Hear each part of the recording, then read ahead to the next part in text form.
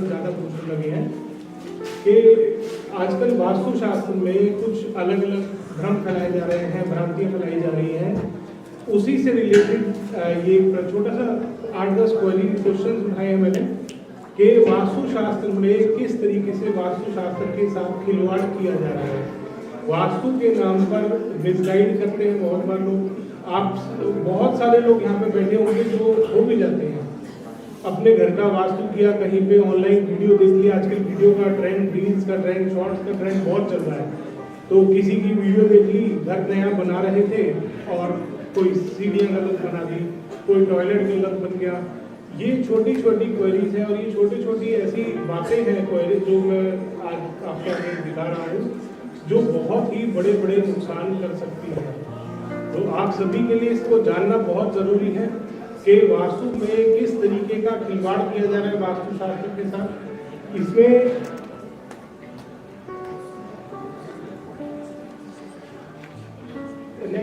Next slide कर दीजिए।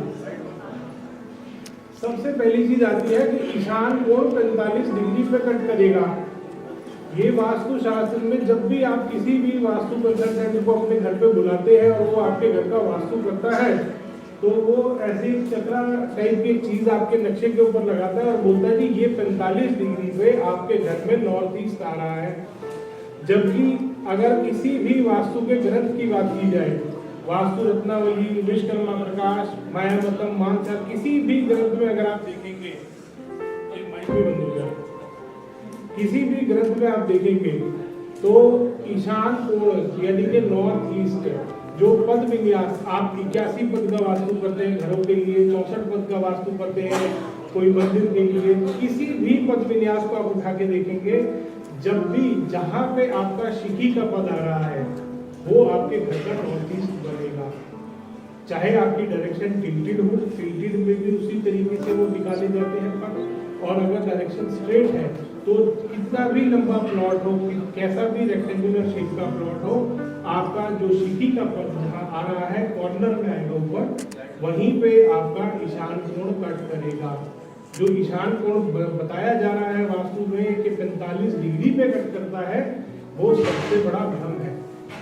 और इसी की वजह से वास्तु बिगड़ना शुरू होता है कि आपने वास्तु कंसल्टेंट को बुलाया था कि आपका वास्तु ठीक हो, बट वो 45 डिग्री पे नॉर्थ ईस्ट कर दिया, फिर आगे चल के 45 पे साउथ ईस्ट कट कर देगा। वो आपकी किचन को घर के ब्रह्म स्थान के एरिया में जाता है। एक फैक्ट्री में वहां पर यही कांड हुआ होता था। साउथ ईस्ट में एक उनकी मशीनरी थी जिसमें फायर का काम होता था, बजाय साउथ ईस्ट में लगाने के वो ब्रह्म स्थान से और ईस्ट के बीच में आ रही थी, क्योंकि चक्रा के माध्यम से जहां 45 डिग्री कट किया, ईस्ट के बाद 45 डिग्री जहां पे कट किया, वहां पर साउथ ईस्ट मार्क करके वास्तु कंसल्टेंट ने बता दिया कि यहाँ पर आप अपनी मशीनरी लगा लो, और वो ब्रह्म स्थान से ईस्ट के बीच का एरिया आ रहा था अकॉर्डिंग टू वैदिक वास्तु। तो ये सबसे बड़ी समस्या होती है। स्लाइड दिख नहीं रही है।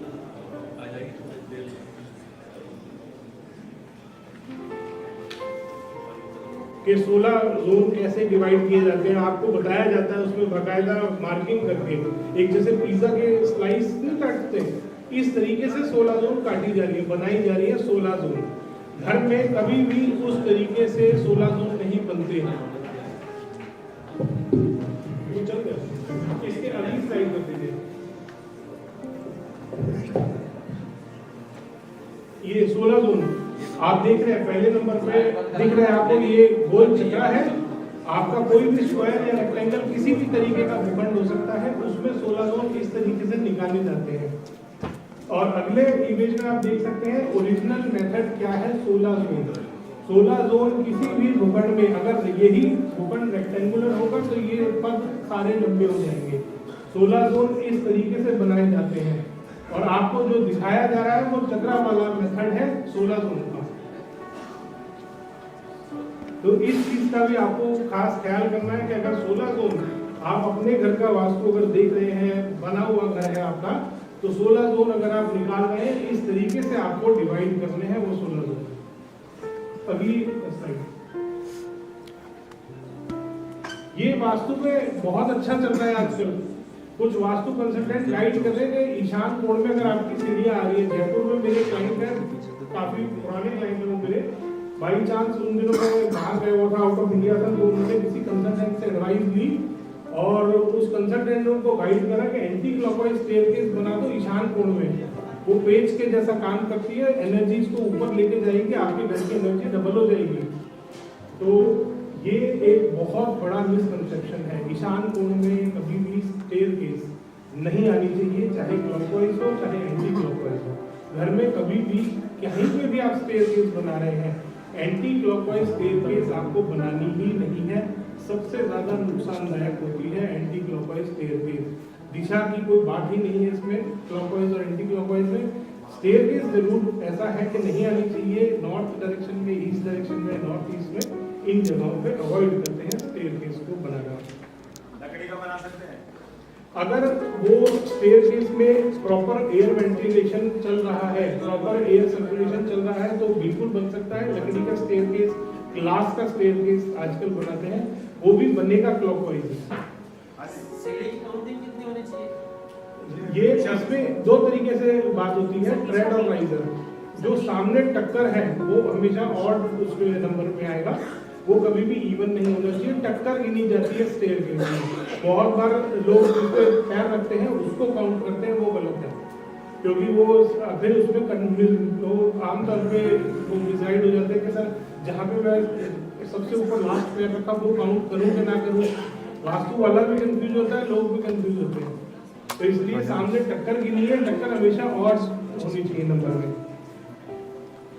इसके बाद अगली स्लाइड, पश्चिम दिशा में मंदिर होना चाहिए। ये एक बहुत ज्यादा आजकल लोग मेरे से क्वेरी करते हैं कि सर हमें किसी वास्तु कंसल्टेंट ने गाइड कर दिया है कि आपका मंदिर सिर्फ पश्चिम दिशा में आना चाहिए। क्यों?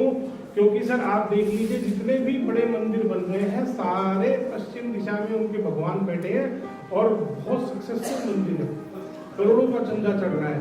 तो इसमें एक मैं ये क्लियर करना चाहूँगा कि घर का मंदिर और जो सोसाइटी के मंदिर होते हैं दोनों में बहुत डिफरेंस होता है। घर का मंदिर ईशान कोण में बनाया जाता है। अभी जो 16 जोन आपने देखे थे उसमें नॉर्थ ईस्ट में कॉर्नर में पूजा घर लिखा हुआ था। हमेशा जब भी घर का मंदिर की बात आती है, घर में मंदिर बनाते हैं, ईशान कोण में आएगा, पूर्व की तरफ आप फेस करके पूजा करेंगे। पश्चिम दिशा में जो मायामतम आपका ग्रंथ है उसमें मंदिर के वास्तु के बारे में प्रॉपर बताया गया है कि पश्चिम दिशा में मंदिर में आप मूर्तियां लगाएंगे। कमर्शियल मंदिर की बात करें तो सोसाइटी के लिए ओपन होते हैं, घर के मंदिर की बात नहीं बता रहे। वो पश्चिम दिशा में गॉड बैठते हैं ईस्ट की तरफ फेस करके, वो कमर्शियल मंदिरों की बात होती है जो वास्तु कंसल्टेंट घर में अप्लाई कर रहे हैं।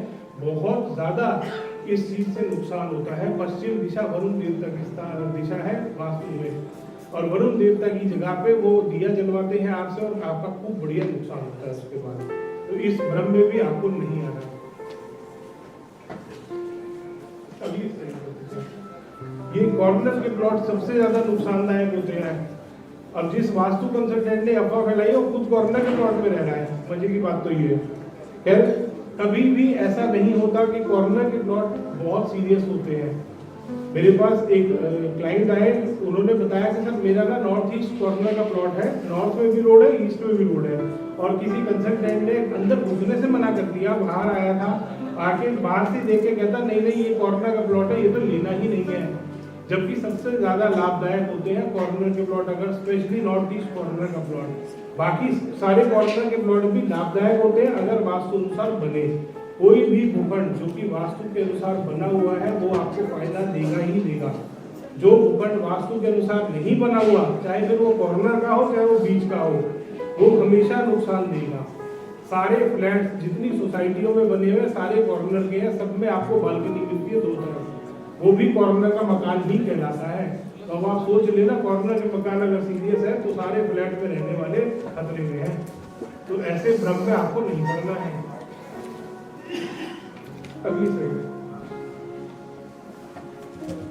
ईशान कोण में टॉयलेट 100% कैंसर होगा, ये भी एक भ्रम फैलाया जा रहा है वास्तु में। ऐसा नहीं होता। पानी आ सकता है ईशान कोण में, ईशान कोण में पानी के लिए मना नहीं करते हैं, टॉयलेट सीट गलत है। जब वास्तु के ग्रंथ लिखे गए थे उस टाइम पे टॉयलेट डिफरेंट तरीके के बना करते थे। आज जो टॉयलेट सभी के घरों में बन रहे हैं वो बहुत डिफरेंट है।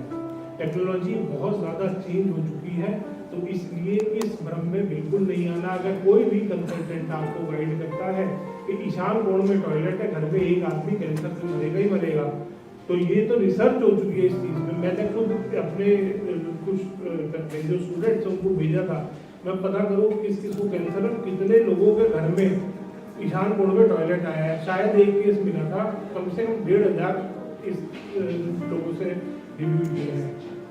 एम्स हॉस्पिटल में, मैक्स हेल्थ केयर साकेत में, बहुत सारी जगहों पे मैंने डॉक्टर्स से भी बात करी, उन्होंने भी अपने पेशेंट से कुछ रिव्यू दिलवाए मेरे को। तो एक भी केस लगभग ऐसा नहीं मिला, एक जरूर केस मिला था मेरे को कि जिसके ईशान कोण में टॉयलेट था और वो स्टोर बना रखा था। वो स्टोर ज़्यादा नुकसान देता है टॉयलेट से ज़्यादा। तो इस भ्रम में भी बिल्कुल नहीं पड़ना है आपको। अगली स्लाइड ये रखवा देते हैं। सरकार से अगर आपको फेवर मिल चाहिए तो अशोक स्तंभ का इस्तेमाल करो साउथ ईस्ट डायरेक्शन में। अगर ऐसा हो रहा होता तो जितने सरकारी ठेकेदार हैं सारे बड़े खुश होते और सबके घर में 20-20 फुट का अशोक स्तंभ लग रहा होता। वास्तु के नाम पे सबसे ज्यादा बेची जाने वाली ये रेमेडी है कि आपको अगर गवर्नमेंट से फेवर चाहिए, सरकार से कोई आपका डिस्प्यूट चल रहा है, कोर्ट में केस चल रहा है, तो इस रेमेडी का इस्तेमाल कर लो। तो जिस आदमी ने ये रेमेडी बताई है वो खुद बेचारा जेल में है, तो उसको नहीं मिला फेवर, कोई बात नहीं। तो ऐसे भ्रमों में नहीं पड़ना, क्योंकि अगर ये सच होता तो जितने सरकारी ठेकेदार हैं सबकी पेमेंट कैटेगरी है, सबके घरों में 20-20, 25-25 फुट के अशोक स्तंभ लग रहे होते। और इसको इलीगल भी है यूज करना, ये गवर्नमेंट ऑफ इंडिया का उसमें आता है रेगुलेशन में, तो इसको इलीगल है यूज करना, प्रोड्यूस करना। तो आप इसको पर्सनली यूज नहीं कर सकते, सिर्फ गवर्नमेंट की अथॉरिटी के जो लोग हैं उसको इस्तेमाल कर सकते हैं। Next slide. अब ये सबसे फनी चीज है वर्चुअल एंट्री। दुबई में एक फैक्ट्री में विजिट किया था, काफी बड़ी फैक्ट्री थी, मेडिसिन बनाते थे, और उनके ना एक समस्या चल रही थी कि सर हमारी फैक्ट्री में रेप्टाइल्स और चूहे बहुत आते हैं। ओल्ड दुबई की बात है, और खैर वहाँ पे विजिट किया। उनका सर वास्तु तो हमने 2-3 बार चेक कराया, बट हमारे को फर्क नहीं पड़ा, और हमारे कॉन्ट्रैक्ट पहले अच्छे जो चल रहे थे वो छिनते जा रहे हैं। खैर वहाँ विजिट करा, मैंने कहा नुकसान क्या हो, मतलब प्रॉब्लम क्या है, कहता सर चूहों की समस्या है।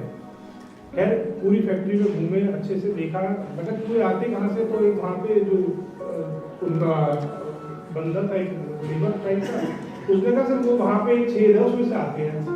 मैं कहीं छेद किस लिए, कहता सर वर्चुअल एंट्री करवाई थी वास्तु कंसल्टेंट ने, तो ऐसे 4 छेद करवाए हैं फैक्ट्री में एक ही साइड पे, जो बिल्कुल नाले को फेस करते हुए, पीछे नाला जा रहा है, वहाँ पे कहते बहुत सारे चूहे और ये सब रहते हैं, वहाँ से वर्चुअल एंट्री खोलते हैं। वास्तु कंसल्टेंट आजकल ना कहीं पे भी छेद कर देंगे कि आपका मुख्य द्वार गलत दिशा में बन रहा है, यहाँ पे सही मुख्य द्वार वाली जगह पे छेद कर दो 4 इंच का, वर्चुअल एंट्री खोल दो। तो ये सबसे बड़ा भ्रम है। उस छेद में से सिवाय रेप्टाइल्स के, सिवाय चूहे और ये जो छोटे छोटे छछूंदर और ये सब जानवर होते हैं, इनके अलावा कुछ नहीं आता। कोई वर्चुअल एंट्री का फायदा नहीं हुआ, उसका प्रोजेक्ट और छिन गया, दवाइयों को चूहे खा गए, आधे ज्यादा पत्ते उतर दिए, और वो जो इंस्पेक्शन वाले आए उनकी फैक्ट्री अनफिट मिली और प्रोजेक्ट कैंसिल हुआ। तो ऐसे चक्रों में ना पड़े, वर्चुअल एंट्री से कुछ नहीं होता। अगली स्लाइड। ये सबने सुना होगा, कुछ लोगों ने इस्तेमाल भी किया होगा, प्लास्टिक की टेप घर में वास्तु के नाम पर सीटों के आसपास। अब इसमें फायदा किसका होता है, कभी आपने सोचा इस बारे को? इसमें वास्तु कंसल्टेंट का पूरा फायदा है, उसकी एडवर्टीजमेंट हो रही है। कोई भी मेहमान आपके घर में आएगा, किचन में अगर वो गया तो आपकी स्लैब के नीचे हरी टेप मिलेगी उसको, अगर वो आपके टॉयलेट में चला गया तो नीली टेप मिलेगी उसको आपके सीट के आसपास। ये वास्तु कंसल्टेंट की मार्केटिंग होती है। तो जो भी लोग इसको इस्तेमाल कर रहे हैं कृपया ना करें। प्लास्टिक की बहुत गंदी क्वालिटी से चीज बनाई जाती है, बहुत गंदी क्वालिटी का प्लास्टिक। मेरे बहुत सारे क्लाइंट्स हैं इसके टेप जो बनाते हैं, वो खुद बताते हैं वो जो यूज प्लास्टिक आता है ना, उसमें खूब कलर डाल के, कभी भी टेप को स्मेल करना बहुत सारी स्मेल आती है, और ये जो कलर टेप होती है इसमें सबसे ज्यादा आती है। क्योंकि जो ट्रांसपेरेंट वाली टेप होती है ना, फिर भी थोड़ी सी क्वालिटी उसकी अच्छी होती है, ये सबसे ज्यादा गंदी टेप है। और ये टेप बेची जा रही है वास्तु की रेमेडी के नाम पे। ये हरी टेप लगा दो, नॉर्थ ईस्ट के टॉयलेट की सबसे बड़ी रेमेडी है। जो आदमी नॉर्थ ईस्ट के टॉयलेट को गलत बता रहा है, जो कह रहा है कैंसर होता है, वो इस टेप को बेचने के लिए बेचारा कैंसर बता रहा है। तो ऐसे भ्रमों में ना पड़े। ये कुछ सवाल थे जो मेरे पास बहुत ज्यादा आते थे, जो आज मैंने यहाँ पे सोचा कि मैं जरूर बताऊं सबको। अपनी वीडियोस के माध्यम से भी मैं बताता रहता हूँ। तो धन्यवाद दोस्तों।